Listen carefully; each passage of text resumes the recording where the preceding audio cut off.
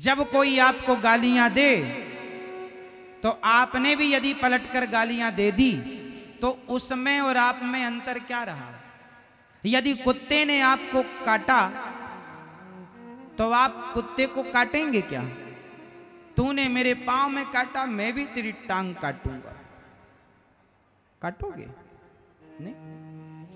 कुत्ता हमें काटता है तो हम कुत्ते को नहीं काटते, क्योंकि कुत्ते का काटना ही स्वभाव है और हम इंसानों का क्षमा करना ही हमारा स्वभाव है। जब कुत्ता अपना स्वभाव नहीं छोड़ता कुत्ता होकर, तो हम इंसान होकर अपना स्वभाव क्यों छोड़ें? इसलिए सास तुम्हारी गाली दे तो तुम भी गाली दोगी, बहू गाली दे तो तुम भी गाली दोगी ना। यदि सास ने गाली दी और बहू ने भी गाली दे दी तो फिर सास और बहू में अंतर क्या रहा? दोनों मूर्ख हैं। अच्छा ये बताओ, गाली देने वाला समझदार होता है या गाली को चुपचाप सुनने वाला? अब आप कहो कि महाराज जी हम गालियां क्यों सुने, तो दो, फिर दो देने से तुम कौन से धन्ना सेठ हो जाओगे? देने से तुम्हारा कौन सा स्टेटस बढ़ जाएगा? कौन सा तुम बड़े आदमी हो जाओगे? क्या मिल जाएगा तुम्हें? दे दो गाली। ये समाधान नहीं है मेरी माँ। कोई आपको गाली दे और आपने भी गाली दे दी, ये समाधान नहीं है। ये दास अनिरुद्ध आपके बीच में आया है। आप मुझे सम्मान दो तो भी मैं आपको कथा सुनाऊंगा, और आप मुझे गाली दो तो भी मैं आपको कथा सुनाऊंगा, क्योंकि मैं अपना काम करने आया हूं। मैं आपके क्रोध से, मैं आपके गुस्से से मैं प्रभावित नहीं होता। यदि मैं आपके गुस्से से प्रभावित हो गया तो फिर मुझ में और आप में अंतर क्या रहा? एक अनपढ़ आदमी होता है और एक पढ़ा लिखा आदमी होता है। अनपढ़ आदमी गाली, एक अनपढ़ ने एक पढ़े लिखे को गाली दी, अनपढ़ ने पढ़े लिखे को गाली दी और पढ़े लिखे ने भी बदले में अनपढ़ को गाली दे दी। तो बताओ ये दोनों में से कौन पढ़ा लिखा है? जोर से, जोर से। दोनों मूसर हैं, दोनों मूर्ख हैं। भाई आप समझदार हैं तो आप उत्तर क्यों दे रहे हैं? और वो भी गाली का। गाली का उत्तर नहीं होता साहब। गाली का कोई उत्तर हो तो बताओ। तुमने हमें गाली दी तो क्या गाली का उत्तर गाली है? आग को कभी आग से नहीं बुझाया जा सकता, कीचड़ को कभी कीचड़ से नहीं धोया जा सकता। यदि आग है तो पानी से ही बुझेगी। आग गर्म है, पानी ठंडा है, सामने वाला आग बरसा रहा है तो आप शांति का जल लेकर के बरसाइए। वो दुष्टता नहीं छोड़ता तो आप सज्जनता क्यों छोड़ते हैं? शंकर जी को गालियां मिली पर शंकर जी ने गालियों का एक उत्तर नहीं दिया। यदि दे देते तो फिर दक्ष में और शंकर जी में अंतर क्या रहता? मेरी मां समझ रही हो? थोड़ी अपनी सहनशील, जो तुम्हें जरा जरा सी बात में ना गुस्सा आ जाता, बहू ने ऐसा कह दिया, सास ने ऐसा कह दिया, पत्नी ने ऐसा कह दिया, पति ने कह दिया तो कह दिया। किन किन बातों को रखोगे? सारी जिंदगी सुनना है साहब। रोज कहेगी वो, रोज सुनना पड़ेगा। क्या करोगे? इसके सिवा कोई चारा नहीं है। सही है? इसलिए छोटी छोटी बातों पर ध्यान मत दो कि किसने क्या कहा। लोगों का काम कहना है। लोग खाए बिना रह सकते हैं, बोले बिना नहीं। कहने वालों ने तो माता सीता को भी कहा, तुम्हें नहीं कहेंगे? कहने वालों ने माता सीता को छोड़ा कहने से? बोलो हाँ, छोड़ा। कहा कि नहीं? माता सीता को भी लांछन लगा दिया जगत के लोगों ने। बोलो हाँ। फिर तुम्हें छोड़ेंगे? इसलिए छोड़ो। कुत्ता भौंके तो तुम ना भौंकना। समझ रहे हैं? शंकर जी को गालियों पर गालियां किसने दी? ससुर ने, दक्ष प्रजापति। और शंकर जी ने क्या किया? मुस्कुराते रहे, मुस्कुराते रहे।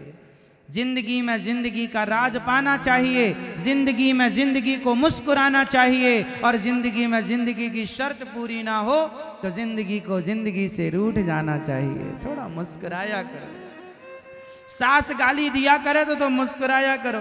पागल हो गई है सास, बके जा रही है। बहू गालियां दे तो सास को भी मुस्कुराना चाहिए। अच्छा अभी तू बहू है, सास बनेगी, पता चलेगा, मुस्कुराओ। बहुत ताकत है साहब चुप रहने में, इसलिए चुप रहा करो। शंकर जी को गालियां मिली, कोई उत्तर ना दिया। दक्ष ने श्राप दे दिया, जाओ मैं तुम्हें श्राप देता हूं, तुम्हें यज्ञ में भाग नहीं मिलेगा। नंदी ने श्राप, नंदी को नहीं रहा, हरि हर निंदा सुनहि जो काना हो ही पाप गौ घात समाना, तुमने मेरे भगवान की निंदा की है। ए दक्ष, जब से तू आया बकरे की तरह मैं करता, मुझे नहीं जानता, मुझे नहीं पहचान, जा तेरा सर बकरे का हो जाए। अब भृगु जी खड़े हो गए, दाढ़ी में हाथ घुमाते, क्यों रे ससुर जमाई की लड़ाई थी, तुम काहे बोल पड़े बीच में? जाओ तुम जैसे शिवगण पाखंडी हो जाएंगे। नंदी ने श्राप दे दिया, जाओ तुम जैसे बाबा गली गली भीख मांगने वाले भिखमंगे हो जाएंगे। शंकर जी को लगा, हे भगवान, ये स्वागत सम्मान समारोह था, ये तो श्राप समारोह बन चुका। शंकर जी वहां से उठे, चुपचाप चले गए। क्या उत्तर दें? शंकर जी गए। एक दिन दक्ष प्रजापति ने यज्ञ किया, उस यज्ञ में शंकर जी को ना बुलाया, बाकी सबको बुलाया। यज्ञ किस लिए किया था? कि हम शिव का अपमान करेंगे। वो यज्ञ किस लिए था? कि हम शिव का, जब कोई यज्ञ अनुष्ठान आप इसलिए करते हैं कि हम इससे उसे नीचा दिखाएंगे, तो वो सफल नहीं हो सकता, क्योंकि यज्ञ अनुष्ठान किसी को नीचा दिखाने के लिए नहीं, बल्कि सबका आदर सम्मान करने के लिए और सब में भगवान का दर्शन करने के लिए होता है। कोई नीचा नहीं, कोई ऊंचा नहीं, कोई छोटा नहीं, कोई बड़ा नहीं। इस भाव से हमें यज्ञ अनुष्ठान करने चाहिए, अच्छे कार्य करने चाहिए। हम क्यों किसी को नीचा दिखाएं? इसलिए इन सारी बुराइयों से बचो। दक्ष ने कनखल में यज्ञ रचा, उस यज्ञ में शव को बुलाया, भगवान शिव को नहीं बुलाया। माता सती को पता लगा कि ये देवता आज देवियां सज धज के कहां जा रही हैं। अच्छा, ये दुनिया के लोग बड़े मजे लेते हैं। किसी को पता चल जाए कि भाई भाई की लड़ाई है, तो बड़े भाई की बेटी के विवाह में तो रिश्तेदार आएंगे, पर जूता उतारने छोटे भाई के घर जाएंगे। कहो तुम्हें नहीं बुलाया? नहीं, हमें नहीं बुलाया। लोग बड़े मजे लेते हैं। अच्छा सुनो, हम कल आएंगे, जूते रखें। इन्हें पता है कि दोनों भाइयों का लड़ाई झगड़ा है, तो ये लोग और क्या नमक डालते हैं, अरे राम राम, हमें ना बुलाया होता, कम से कम तुम्हें तो बुलाते, तुम तो सगे हो। और मिर्ची मसाला डाल के वो भेड़ाते हैं। तो शंकर जी की और दक्ष की लड़ाई चल रही है, देवताओं को पता है। तो देवियां सज धज के ना शिवलोक के पास ही, जबकि दूसरी सड़कें भी हैं, वो सड़क यूज नहीं कर रहे हैं देवियां देवता लोग, वो वहीं से जाएंगे ताकि सती जी की नजर पड़े। सती जी की पड़ गई, अरे बहन आज ये मंगलसूत्र बड़ा वाला और रानी हार पहन के कहां चली?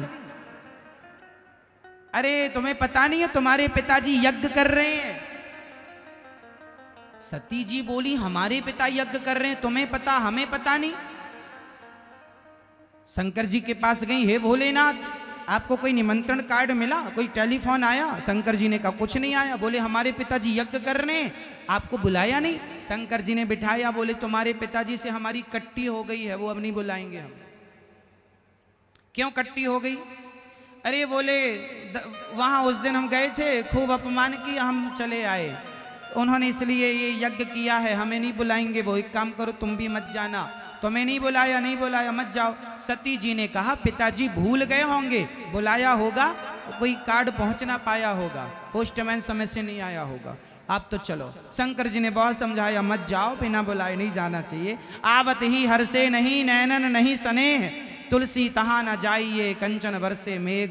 सोना भी बरस रहा हो और आपको बुलाया नहीं गया तो आप मत जाओ, पर कथा भागवत में तो बिना बुलाई जाना चाहिए, है ना? सत्संग में तो बिना बुलाई, यहां बुलाने की जरूरत।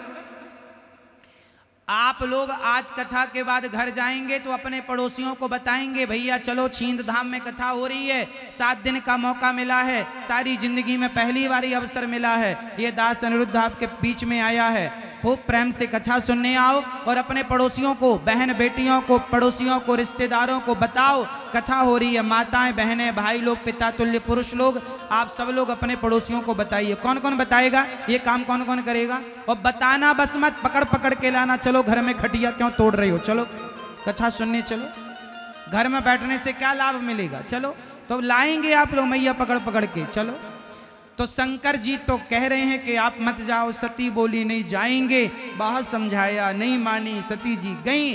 और जब गई तो बाद में फिर शंकर जी ने माता सती के लिए रास्ते में फिर नंदी को बुलाया। सुनो, जब चली गई सती तो एक काम करो नंदी, तुम चले जाओ और सुनो माता जी के जरा वो साड़ी भी ले जाना, जरा मेकअप किट भी ले जाना, वहां अपना सज सवर लेंगी। क्योंकि भाई बेटी के घर बाप के घर जा रही हैं, नहीं कहेंगे लो हमारी लड़की को ऐसे ही भेज दिए, तो श्रृंगार इंगार करके जाए। तो भगवान शिव ने भेज दिया नंदी जी को। नंदी जी बोले माता जी रुको, ये श्रृंगार कर लो। शंकर जी ने साड़ी भेजी है, भेज दिया। माता जी श्रृंगार करके चली, नंदी में बैठकर चली। अब जैसे ही पहुंची कनखल, कनखल हरिद्वार के पास है, कनखल पहुंची तो वहां पर माता सती की बहनें आई हैं। वो बड़े मजे ले रही हैं। कहो बहन बिना बुलाए आ गई, बिना बुलाए आ गई। एक बात बताएं मेरी माँ, रिश्तेदार भी तब ज्यादा इज्जत करते हैं जब आपके पास पैसा हो। पैसे नहीं हो तो रिश्तेदार भी आपको, है ना, पूछते नहीं है। सुख के सब साथी, दुख में न कोई। सती, अच्छा माता सती को ना उनकी बहनें जरा कम इज्जत देती हैं। बोले तुम्हारे पास तो रहने का घर भी नहीं है, तुम्हारे पति के पास तो पहनने के कपड़े भी नहीं है, इसलिए सती की इज्जत जरा कम करती हैं वो लोग। क्योंकि उनको पता है कि इनके घर में तो रहने का, वो ये नहीं जानती कि ये भगवान शंकर हैं और ये तो अपने चेलों को लंका दिए बैठे हैं।